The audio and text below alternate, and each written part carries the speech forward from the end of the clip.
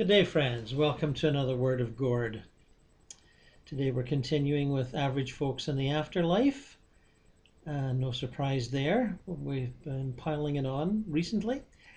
And again, we'll be continuing with Peter Richelieu's A Soul's Journey. And right where we left off from before. Just have a little sip here.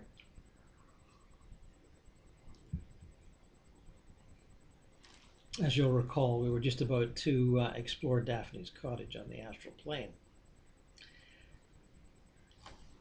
We went into the cottage and Daphne showed us, first of all, the largest of the 4 rooms that the cottage contained. It was furnished as a lounge with upholstered settees and easy chairs, occasional tables, other small chairs, and a baby grand piano in the corner. Baby grand. Ooh, can hear the Debussy already. There was no sign of ostentation, but it was obvious that personal ideas of the owner had been given full rein, which in the world is often impossible, owing to the cost of things that we would dearly like to have. Here there was no such limitation, and it was obvious from looking at this room that the owner was a person of artistic tastes, but with no desire for show in any form. There were several large windows stretching almost the full length of the lounge, and the clear astral light which came through them brought out the beautiful blending of the colors in this tapestry that covered the chairs and settees, and the colors of the Persian carpet that blended so harmoniously with the tapestry, upholstery, and curtains. I realized that perfection was very easy to obtain at this level if one had the right ideas. In the world one might search for years and then not find a Persian carpet that blended so perfectly with the other colors used in the decoration of the room. The walls, which were an ivory color, were bare but for a couple of etchings and 1 or 2 delightful watercolors. It was a room in which one wanted to sit. It looked like a home and not a room for show. From just walking through the rooms you realized the type of occupant who lived there, and I could well understand Daphne wanting to show us her home. The second largest room was furnished as a bedroom, a very typical woman's bedroom, with a divan in one corner and all the other details of furniture which usually one finds in a perfectly furnished room of this type. I was surprised that a bedroom should be necessary in the astral world, where sleep is not part of the ordinary routine of life. Daphne explained that, however, by asking me whether there were not occasions when I felt a desire to relax in a reclining position, merely to think or to read. I had to admit this was so, and Daphne told me that she spent many happy hours relaxing on her divan, thinking, reading, and making plans for the future. The remaining 2 rooms turned out to be a library and a kitchen. The library was furnished with the same comfort and artistic taste as the other 2 rooms, bookcases filled with books all bound in beautiful Russian leather. Wonder what is Russian? I mean, could it be, Chinese or German? No, it's Russian. Completely covered 2 sides of the room. The mere look of the volumes invited one to sit down and peruse their contents. The kitchen was furnished with all modern appliances, and although I had imagined the kitchen would be unnecessary here, Daphne said she still enjoyed making snacks for parties. Akira again remarked that habits die very slowly in human beings, and usually many years of existence in the astral world passed before these habits were entirely eradicated and forgotten. Indeed, in my experience, somewhat related to my books and somewhat kept back, snacking is all the rage in the astral. People still have taste buds, but they don't seem to have the large appetites that go with working, physically working, or even mentally working. So there's an interesting sort of compromise that seems to come up from that situation. Sort of anything from sushi to donuts really is really quite popular, and the type of snacking one does at garden barbecues, etc., etc.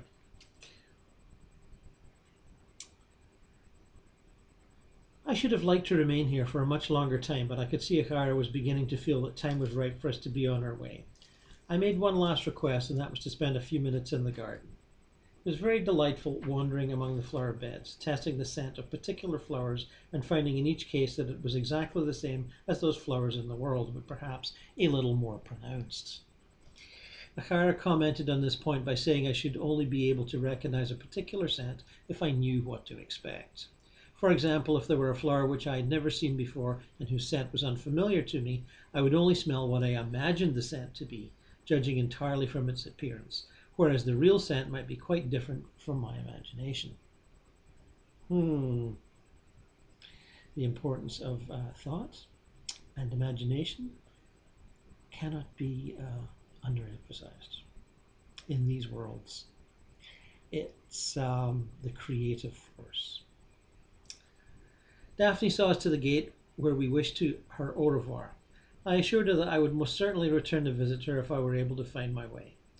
We floated into the air again over the top of the Academy building, coming to earth once more at the foot of the rise on which the building stood. Achara again told me to impress the outline of the building on my imagination so that I could make a perfect thought form of it any time I was trying to reach it. This I did. Achara then told me that it was time to return to my physical body in Colombo and that the machinery necessary to effect this transfer was the same as we had used when reaching this sphere of the astral world. He told me not to worry about it, but to simply make an effort of will and endeavor to make a thought form of the lawn outside my bungalow. He held my hand as he had done previously, but he told me this was merely to give me confidence and was quite unnecessary. I started to concentrate with all my might, and as I did, I noticed that my surroundings immediately became blurred, and although there was no actual wind resistance noticeable, I had the feeling that I was moving through space. Instinctively, I closed my eyes, holding the thought form of my garden in mind, and after perhaps a few seconds, the feeling of movement seemed to cease. On opening my eyes, I saw Achara standing beside me on my lawn outside the bungalow, smiling at my obvious surprise. We immediately entered the bungalow through the locked front door, went up the stairs and through the door of my bedroom. It no longer amazed me that neither of these doors offered any resistance. Sure enough, my body, which I had left so many hours previously, was still lying asleep on the bed, but it seemed to show some slight signs of restlessness, which Achara explained was the normal reaction of a body when the time approached for awakening. He said I would awaken in a very short time and emphasized the necessity for me to sit down and record immediately the details of the happenings of the night that had passed. He placed his hand just above the top of the head of my body and appeared to concentrate upon the brain cells, so that they should give me the necessary assistance in remembering. I do not remember saying goodbye to Achara, nor do I have any recollection of his leaving the room. For within a few seconds I felt the urge to return to my body very strongly within, and with a slithering movement, which I had noticed on a previous occasion, into it I slipped and once again was wide awake. Hand on the head, concentration on the brain cells. That is a good thing to do when you're coming back and looking at your body sleeping on the bed. You can also do it just with mental energy from the astral body, focusing on the brain cells, stimulating them. Can't guarantee it'll work perfectly the first time, but it's always a good thing to do. And I've done it myself many times. So he writes up his report and makes sure that it's done accurately. He does it right away on his typewriter and thinks about his next attempt the following night. And it goes, I am really excited this time, for I have something to report. Not that I accomplished anything very wonderful, but at least I had some success. After returning from a walk, I felt physically tired and gradually prepared for bed. I read for a few minutes after getting into bed, then turned out the light and settled myself for sleep. I still remember so clearly what my body looks like on the bed, so that it was no longer necessary for me to visualize myself in a hypothetical mirror, as I had been taught to do in the early days. I don't remember slipping out of my body, but sure enough, there I was in my room with my body on my bed, as I had seen it on previous occasions. Went out of my room through the door, down the stairs and out the front door onto the lawn, where Achara and I had stood not many hours previously. It could have only been about 10:30, for there were still people about walking and driving along the road. I realized that what I was seeing was the astral counterpart of the cars and of those people, and that I was actually on the lowest or first sphere of the astral world. Now, to make my attempt to get away from that first sphere up to the third sphere where Daphne is living. Now to concentrate the whole of my effort of will and make a thought form of the academy, which Akara made me visualize so carefully this morning. Closed my eyes, used every ounce of willpower that I possess, and sure enough the feeling of movement without any wind resistance was the same. I kept the thought form of the academy very clearly in my mind, willing myself to reach the spot. And all at once I seemed to feel the sensation of movement had ceased and opened my eyes. Thank heaven, I'd done it. There stood the academy on top of the hill, just as I'd seen it last night. My excitement was almost too great to bear. In fact, I must have lost control of faculties entirely, for suddenly everything around me, including the academy, became blurred, and the next thing I remember was waking up in bed by my physical body, with my heart beating 13 to the dozen. Now, some of you will definitely recognize this experience, I know. Excitement is your enemy on astral travel. Calmness and serenity is your friend, and the excitement of achievement can do indeed exactly what it did to him, as many of you know. And here we go. Oh God, I've messed it up entirely. I got there, I actually reached the place where I wanted to be, and through my excitement and lack of control, I'm back again where I started, wide awake. I must have lain awake for at least 2 hours, cursing my stupidity and lack of control, and then I seemed to settle down again and become sleepy. I decided to have another try, and this time to keep control of my faculties, so that I would not return to my physical body before it had its normal quota of sleep. Once again I concentrated on getting out of my body. At the same time I kept before me the thought form of the academy building. This time my exit from my body was a little different from the first occasion. I have no recollection whatsoever of standing in my bedroom as I did earlier in the night, but to my amazement and great joy, I found myself on the same spot from which I was so ruthlessly dragged when I lost control a few hours before. This time I remembered that control was necessary and somehow forced myself to remain calm. I know that I sat down on the grass, making no effort to go near the academy, just concentrating deeply on the steadying the heartbeats and the remaining cool and collected. Then I rose to my feet, floated up to the main entrance, up the stairs to the door of the room, which I remembered very clearly had been occupied by Daphne. This time I realized there was no possibility of going through the door in the same way that one does on the physical plane, for this building was composed of astral matter, and therefore a door here was an obstacle to one's progress, as I was also in astral matter. Levels, vibrations, surroundings, keep in mind as you travel, they change. I knocked on the door and waited, but there was no response. Once again I knocked, wondering whether the noise I made was insufficient for the occupant to hear, but again complete silence reigned, and the door did not open. He then leaves, knowing that Daphne's not there, and begins to have a bit of a look around. It was indeed rather like a glimpse of paradise. No wonder I'd wanted to remain looking at it for a longer period last night. There were even more types of bungalows than I had realized, and I absolutely thrilled at the picture set out before me, and only wished that I had been an artist, so that perhaps after returning to my body I could have reproduced some semblance of what I now saw in such detail. The garden city occupied an undulating valley, and on all sides the ground gradually sloped upwards until it reached a row of hills, plainly visible in the distance. I gazed my fill at the beautiful gardens, which could only exist in a world where there were no limitations of labor or wealth. There was much to be said for the cultivation of imagination in our physical plane existence. For although daydreaming did not produce any practical results whilst we were alive, yet the faculty of being able to imagine in detail most certainly came into its own in the astral world. Important points. Important points. Imagination is all. It's rather criticized and curtailed in this world. Oh, don't be so imaginative, young man. But no. In future worlds, and as we move along, imagination is more important than rationality. Much more.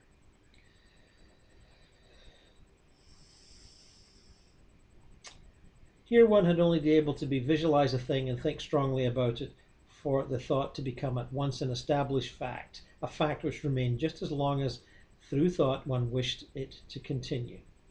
Happy people indeed, and the thought passed through my mind, now that I knew a little more of what might be in store for me, I would not fret if I were told that it soon would be my turn to leave the physical world.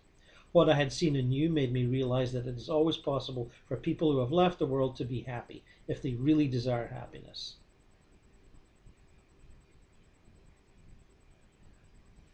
My last thought before an unforeseen interruption occurred was how easy it was to form a picture in one's mind of almost every occupant of the bungalows around. In the physical world, it would be wrong to judge a man from his garden, for probably he has little or nothing to do with its creation. Don't know about that. Here no gardeners are necessary. Each garden was the creation of the owner, and from it one could make a very good guess as to the outstanding characteristics of the individual.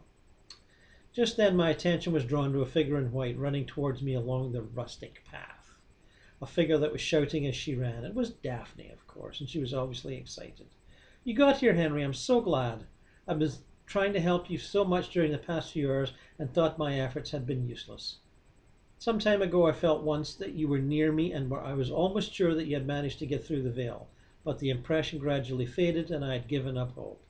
But when once more I felt that you were in the vicinity, I had to come to this spot. I don't know why, and when I saw you standing there in reverie but really here, I think my heart stopped beating for a moment for sheer joy." Joy. I looked at the graceful figure before me. She seemed just a slip of a girl dressed in a muslin frock that showed off her girlish figure in the most enchanting lines, and I marveled at her beauty. Her dark brown hair with golden tints running through it made perfect frame for the animated expression on her beautiful face, the eyes of which showed a love so pure that few men see it in the world. Everything that was decent in me seemed to come to the surface, and I felt the age-old desire to protect, hold, and keep, which is the true feeling of a man for his chosen mate. I had no desire to speak, but gently though firmly took her in my arms and reverently pressed my kisses on her face and hair. There was no passion in my embrace. There seemed to be no room for passion, but there was a deep-seated desire to come in closer touch with this child of my dreams, a desire to know her better, and if possible to add to the happiness that she already had.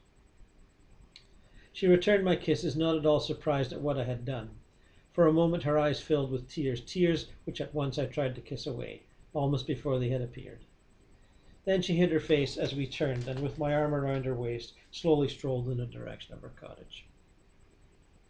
When we got there, I led her into the lounge and up to the piano.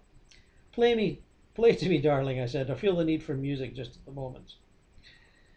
Not anything else? Music. Well. Different strokes for different folks. I pulled up a chair and seated myself beside her. She played what I cannot remember, but I know it was something that depicted joy. I leaned back, closed my eyes in sheer ecstasy, and for a few moments realized the peace that passeth understanding one felt, and that it makes any other sensation empty and imperfect. I don't know how long we talked, but I remember I told her all about my misery after Charles was killed, and how Hira came to me, and my experiences leading up to the evening before, when, with all his help, I met her again. We decided that although we were divided by the two of us living at different levels of consciousness, which made an ordinary life together impossible, we would create a life together with the things as they were, and prove that death was in no sense a barrier to either progress or happiness. In no sense a barrier to either progress or happiness. We both felt sure that our regard for each other must enable me to pierce the veil whenever necessary, and that I would come to her, even though she could not come to me. She told me something of the people who lived in the valley. Many of them were friends of hers whom she wanted me to meet. She explained that people at this level linked up together where their interests were similar, and that there were no marriage in the ordinary sense of the word. People there were known by names, but they were Christian names or nicknames, never surnames. She gave me instances of some of them, mentioning that one girl who was always smiling and happy was known as Sunbeam. Another was always dressed in blue was called Bluebell, whilst a man who made his life there one long effort at helping people was known as the Doctor. I said I would look forward to meeting these friends of hers, but how would they take to me, to the one who could not belong in the ordinary sense of the world? You will see, she said, that at this level you only see the nice side of people, for there are few petty jealousies such as we have in this world. Everyone can make whatever the other person has, if he or she wants it, merely by making a thought form to that effect. So any striving to live up to the standards of others is unnecessary. People here become themselves, and you will soon realize when you know them as they really are that the old saying, there is so much good in the worst of us and so much bad in the best of us, is proved to be very true. I had the slightest idea how long this conversation had taken, but I remember I began feeling a stirring within me which told me quite plainly that my body had its quota of sleep.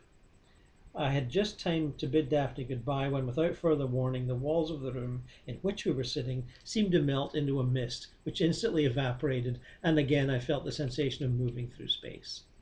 At once I was awake in my body in Colombo. There was no halfway break on this occasion, and I didn't find myself in my bedroom with my body lying in bed in front of me. I was wide awake and looking at my watch.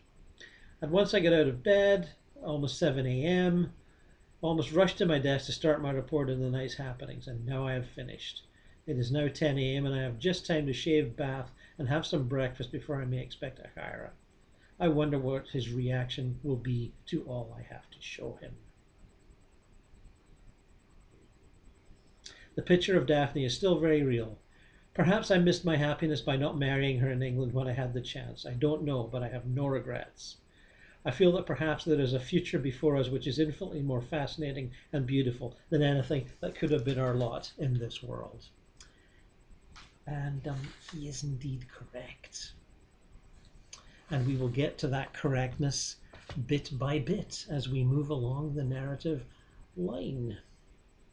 So until then, dear friends, so long. God bless, and cheers.